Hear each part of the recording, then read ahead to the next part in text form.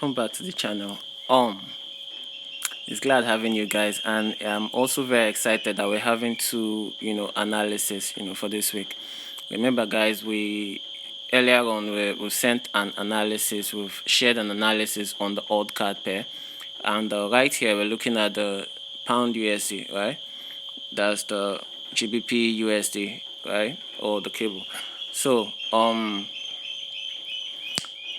I just came by this chart here, and it's quite interesting that I've not looked at pound USD for quite some time here, because I've been on to other trades here. I think you may have seen most of the trades that I take, as you know very well that we take the same trades that we share, right?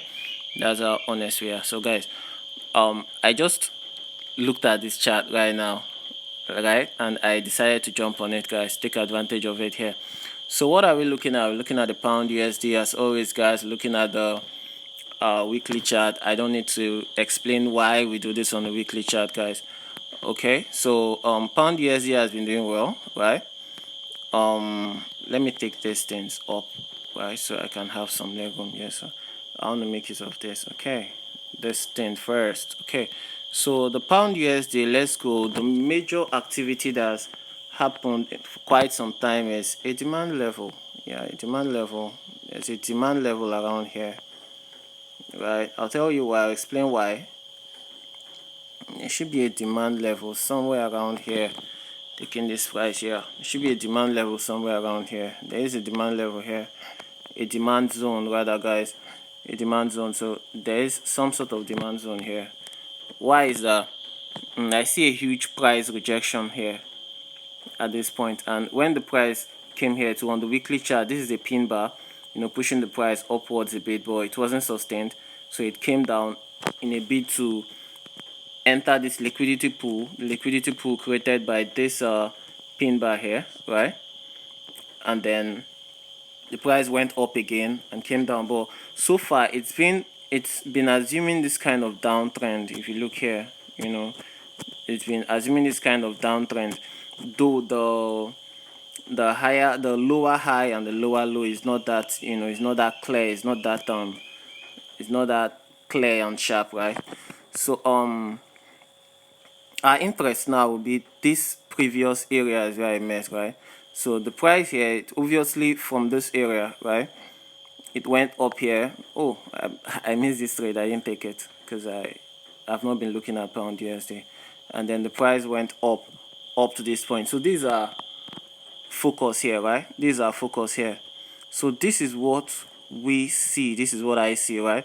The price was trying to break and close above this moving average here, but it couldn't. You see, simple strategy, but it couldn't break above the moving average here. I think at the closing part of this week, there was a kind of large, maybe bearish move, right? Huge bearish move, and the price closed below the moving average.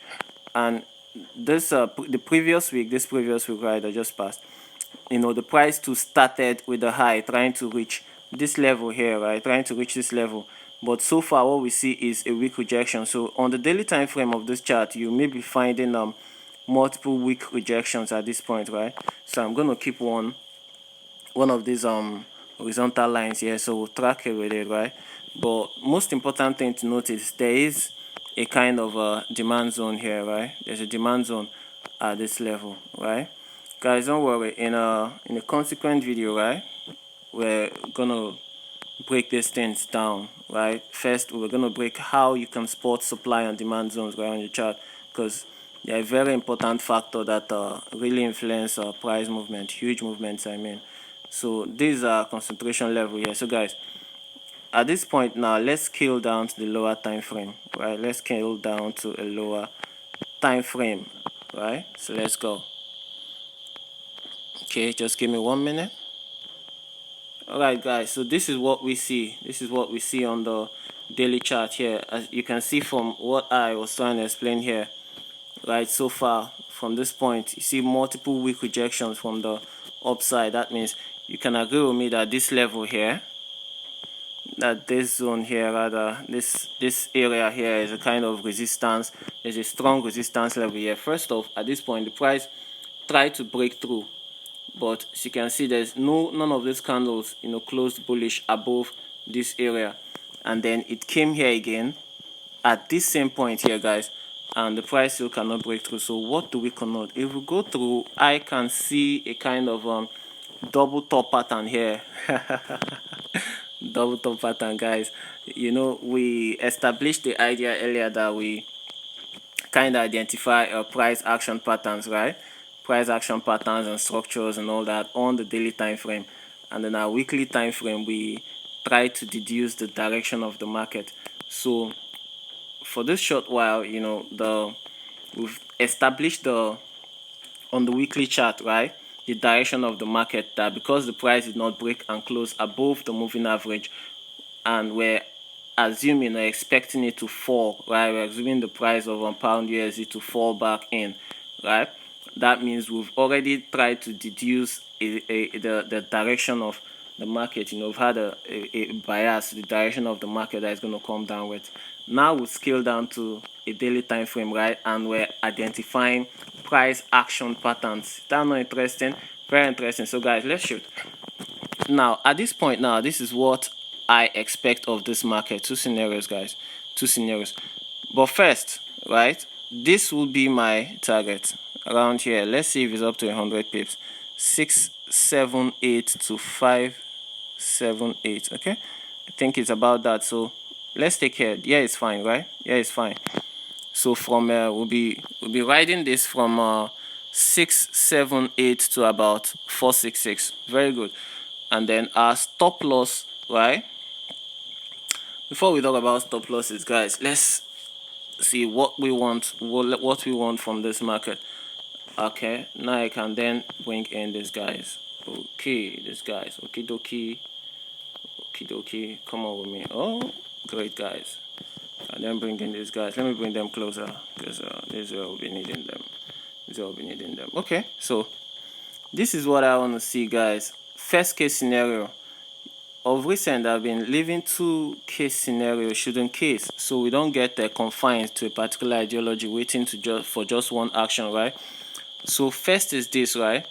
This is this right here. This is a liquidity pool right here, up here. You know, this is the liquidity area here, right? I'm trying to bring this down. Okay, so this is a liquidity area here. So first case scenario is this. The first case scenario is this price could start the week bullish. It could. There's a possibility that it could start the week bullish, right? And then come downwards, right? Come downwards. So remember, guys, what we're trying to do here is to plan the trade, right? So we won't see something like this, yeah. Something like this. First case scenario, guys. So this is what we've tried to establish here, right? Now, Monday could try to go upwards because we're entering a fresh week, right? So on Monday, or maybe or thereabout, the price could try to go up and test this area here, right? And test this area.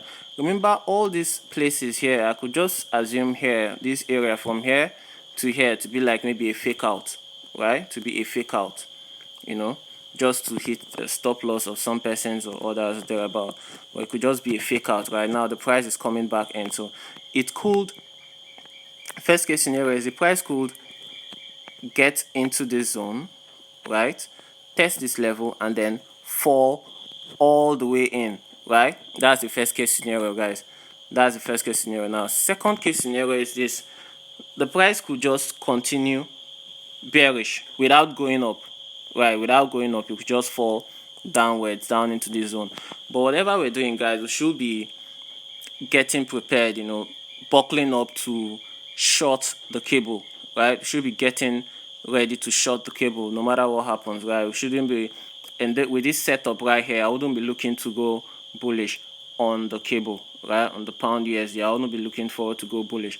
I'll just be looking on, you know, areas where I can enter a sell trade for the pound USD, right? So in summary, guys, our sentimental bias for the pound USD, GBP USD is bearish, right? So we stated two scenarios that the market could possibly go, but whichever way it goes, in summary, it's all bearish, guys. It's all bearish. So is there any other thing we want to point out? Okay, fine. For intraday traders and all, you can scale down to your lower time frames and do what you do. Maybe look for patterns and all. But whichever way, guys, I'm highly confident that this pound USD is heading downwards. So guys, we have two analysis for the week, guys. We have two analysis. So if you're forgetting, guys, sorry, I didn't introduce myself earlier. Precious for Millionaire Logistics. You could like and follow our Facebook page. On Facebook is Millionaire Logistics. On Instagram too, also active on Instagram, Millionaire Logistics. You can then subscribe to our YouTube channel, Millionaire Logistics, right? See ya.